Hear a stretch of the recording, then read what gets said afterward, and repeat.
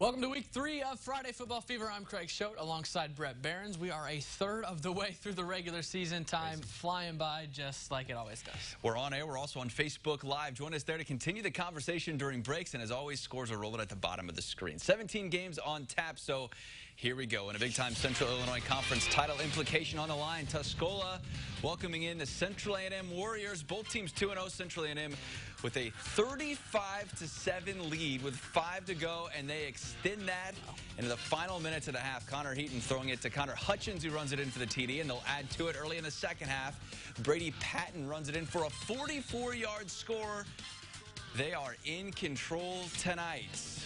Warriors finally able to get one back. Fourth quarter, Logan Tabling finds Ben Dixon. He makes it to the end zone. 49-14 Central A&M with a huge statement win tonight.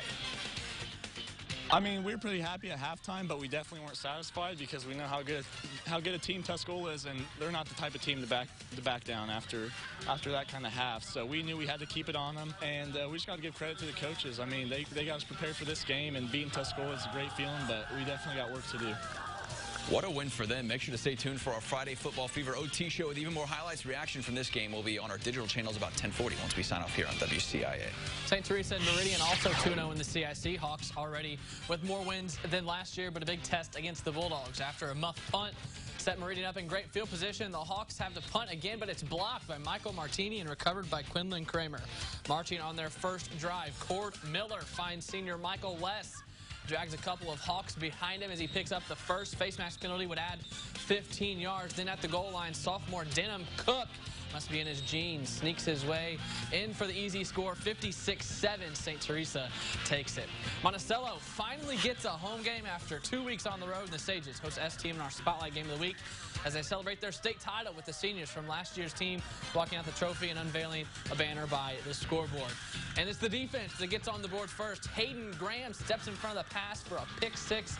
PAT, 2-point conversion, no good, 6-0 Sages. Then back on offense in the second quarter. Actually, still first quarter. Chris Brown runs it up the middle, loses the ball. It's just laying there. They recover it, score on the next play, 14-0. STM scores on a botched Monticello snap soon after to get on the board, but too much Sages in the second half. 51-19, the easy dub for Monticello.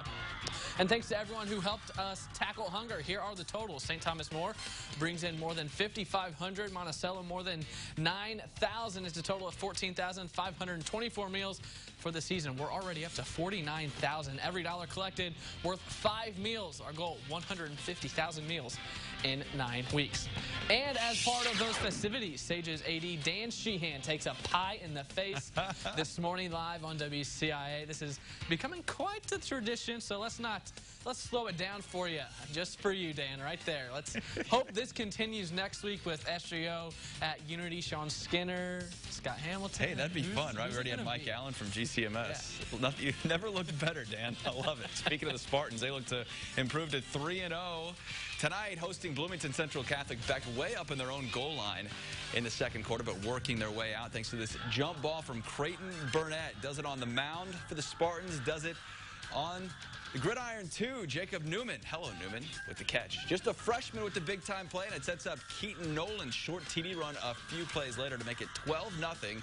2-point conversion, no good, but a little time left for BCC. The Spartans D coming up clutch. Drew Corsi, the big-time tackle for loss, 18-7.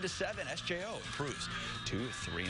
Let's head to the Apollo, the conference, not the spaceship. Craig, Mount Zion makes it home debut after 2 tough road wins. The Braves host Charleston. Mount Zion quarterback Ashton Summers looks deep for Christian Kea, but it's picked off by Charleston's Sam Schutte. Going the other way, handoff to Braden Doyle. He looks wrapped up, but Egan Bender comes in with the peanut punch. Lovey loves it.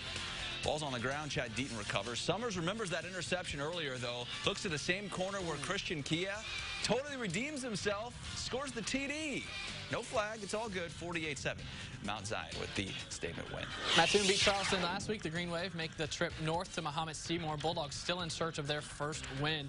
Clay Hubble takes the swing pass in the third. Looks like there's nothing there, but cuts backfield right up the middle. He goes in to score, and look, the fans don't give him any love. Give the guy a high five. Come on. It's 28-0 Mahomet.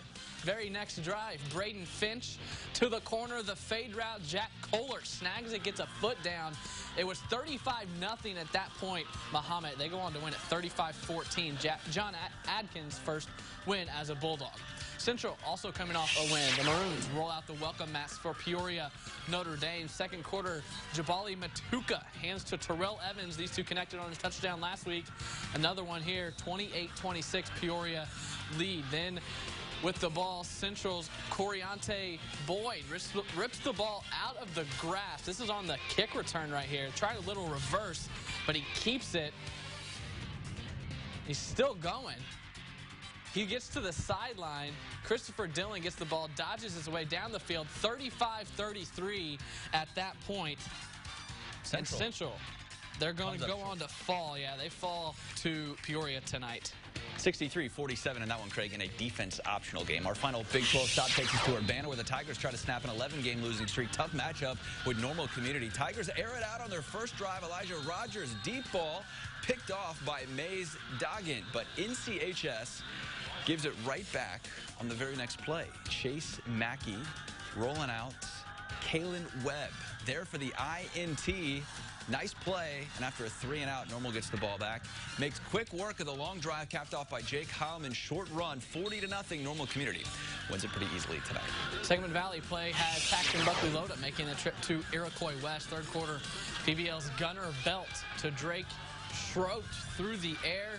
He catches it, falls into the end zone for the score. Then the Raiders, Tebaldo Alvarez completes a pass to Colin McGee down the sideline, gets the foot down. Nice catch there. Then a throw to the end zone for the Raiders. It's going to be intercepted by Jared Gronkowski. Not to be confused with Rob Gronkowski. Runs it more than 100 yards, 105-yard pick six. All Panthers 50-0. They win it. He's still running, by the way, right now. Let's round out the first right now, block. as in right now, 10:23 p.m. First block, little 8-man ball between the defending state champ Milford, Cissna Park, and Metro East Lutheran. First quarter, Pin Stoller runs it more than 50 yards. He says, take that. I'll go 50. Touchdown, Milford. In the end zone, Stoller hands it off to Angel Salinas. 2-point conversion good as well. 56-32. Milford, Cissna Park, a winner tonight. All right, time for our first break. We've got even more to come. Trips to the Lincoln Prairie, CS8, and VVC all ahead as Bismarck hitting Rossville Alvin looks to start 3-0. That and much more as Friday Football Fever rolls on.